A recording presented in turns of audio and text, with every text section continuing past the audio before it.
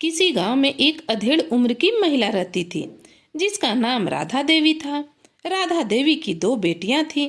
दोनों ही बेटियां बड़ी सुंदर और हर काम में निपुण थी। समय आने पर राधा देवी ने दोनों बेटियों का ब्याह कर दिया। एक दामाद तो अमीर मिला, लेकिन दूसरा दामाद गरीब मिला।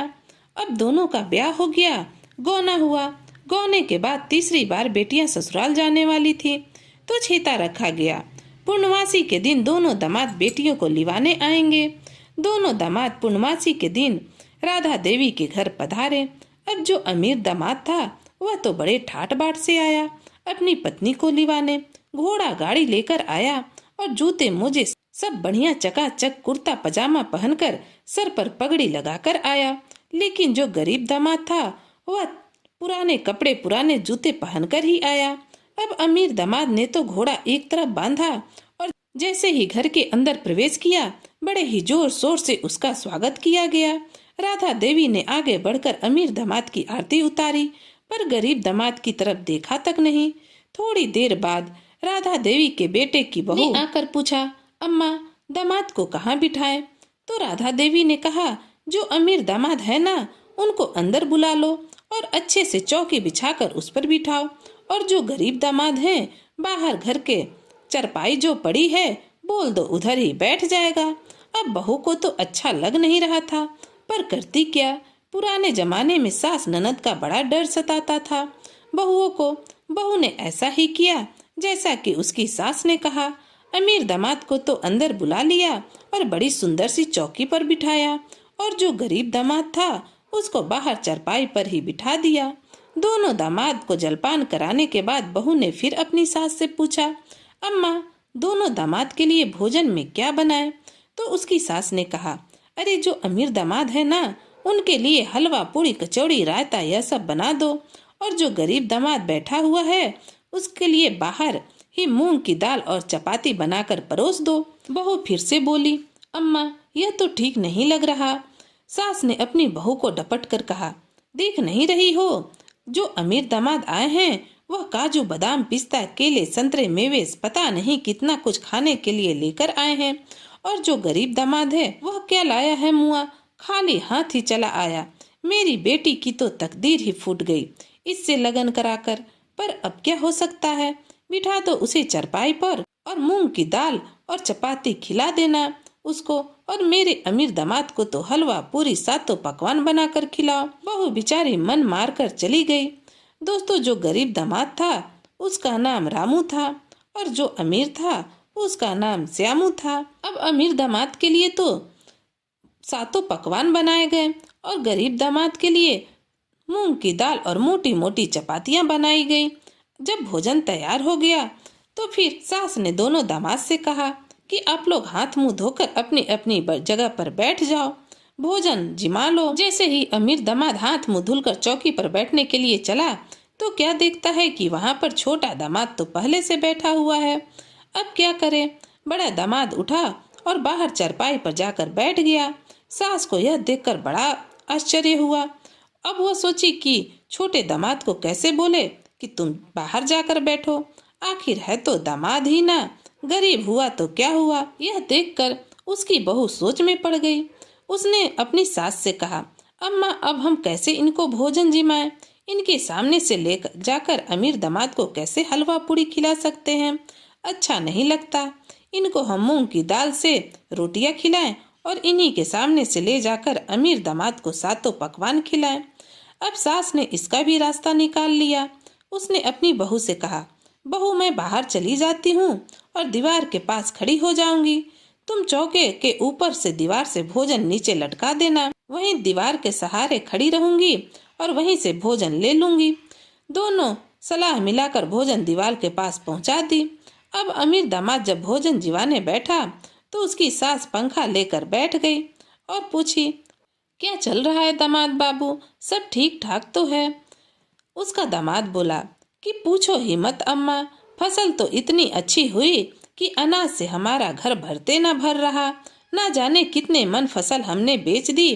और तो और अम्मा, हमारे घर में तो एक ऐसी गाय है जो इतना दूध देती है, इतना दूध देती है कि तुम्हारी कसम अम्मा, घर के सारे बर्तन भर जाते हैं। फिर भी वह दूध देती ही रहती है। क्या करे अम्मा, पाइप लगाकर गांव के तालाब को भर दिया और दूध से, और पूरे गांव में रुपया पाव दूध बेच रहे हैं, फिर भी दूध कम नहीं हो रहा। अब उसकी सास आश्चर्य से आंखें फाड़ फाड़ कर उसकी बातें सुन रही थी। थोड़ी देर बाद उसका दामाद बोला, अम्मा तुम्हारी बेटी को कोई कष्ट ना होगा, तुम्हारी बेटी रानी बनकर रहेगी मेरे घर में। यह सुनकर सास बड़ी प्रसन्न हुई। थोड़ी देर बाद बहू ने हाथ से इशारा करके सास को बुलाया और कहा, अम्मा गरीब ही सही, यह भी तो तुम्हारे दामाद हैं, जाओ थोड़ी देर इनसे भी बात कर लो। अब सास ना चाहते हुए भी अपनी बहू की बात मानकर अपने गरीब दामाद यानी कि छोटे दामाद के पास पहुंच गई। छोटे दामाद के पास बैठकर उससे बतियाते हुए बोली, सुनाओ दामाद जी, कैसी चल रही है, फसल वसल तो ठीक हुई है ना? इतना कहकर सास पंखे को हिलाने लगी। पंखा तो केवल नाम के लिए हिला रही थी।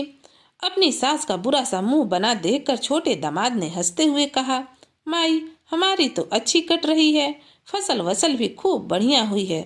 सरसों की फसल तो ऐसी हुई कि क्या कहना माई, इतनी तगड़ी फसल हुई है कि हाथ हमारे हाथ न दिखे।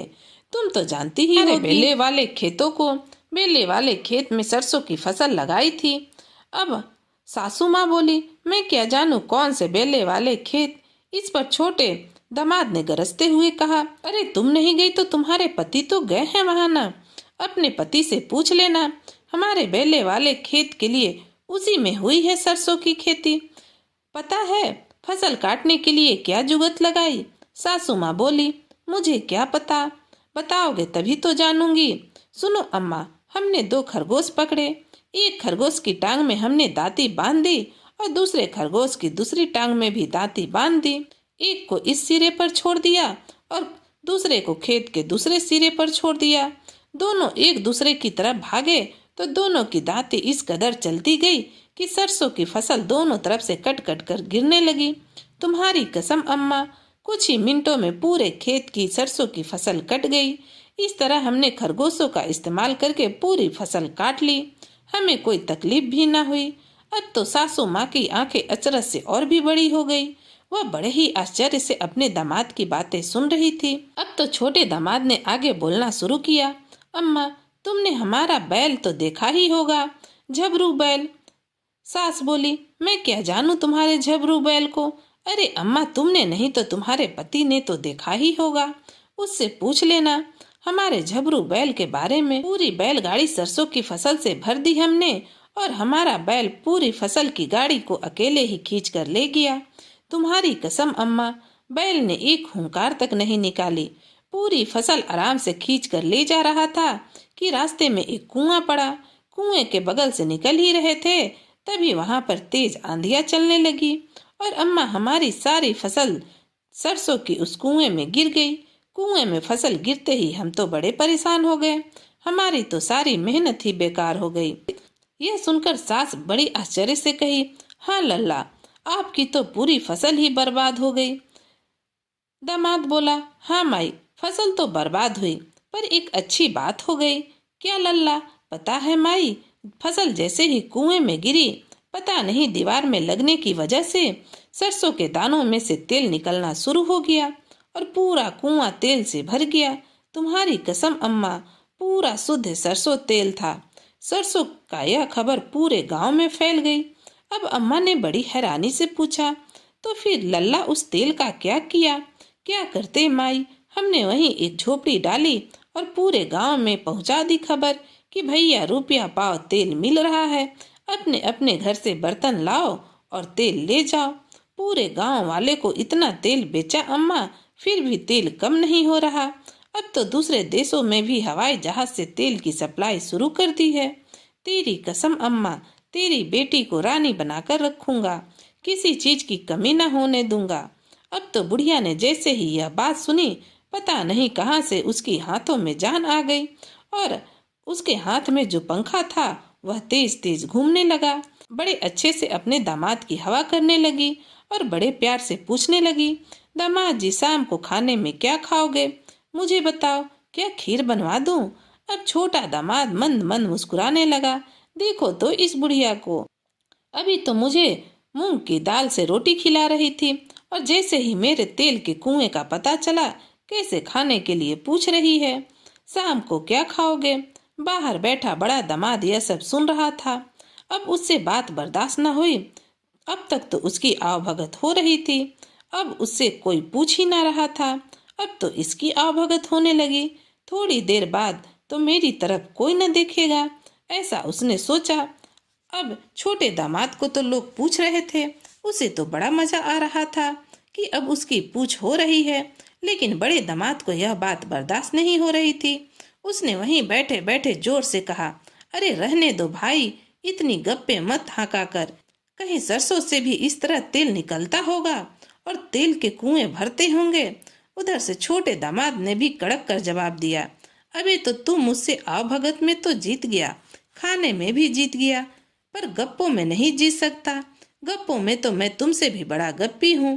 गप्पों में तो मैं तुम्हें जीतने नहीं दूंगा। देख लो बेटा, थोड़ी ही देर में मैंने तेरे दूध के इतने बड़े तालाब से बड़ा तेल का कुआं बना दिया। अब उसकी सास को समझ में आ गया कि दोनों दामाद गप्पी हैं और एक से बढ़कर एक गप्पे हाँक रहे थे। अब सब घर वालों को जैसे ही यह बात पता चली, सब जोर से ठहाका लगाकर हंसने लगे और उसकी सास का मुंह तो देखने लायक था। अब शाम के भोजन में दोनों दामाद को एक जैसा भोजन करवाया गया। तो दोस्तों, कहानी यहीं पर समाप्त होती है। आपको यह कहानी कैसी लगी कमेंट करके जरूर बताइएगा। और अगर हमारे चैनल पर नए आए हैं तो चैनल को सब्सक्राइब भी कर लीजिएगा। कहानी सुनने के लिए आपका बहुत बहुत धन्यवाद।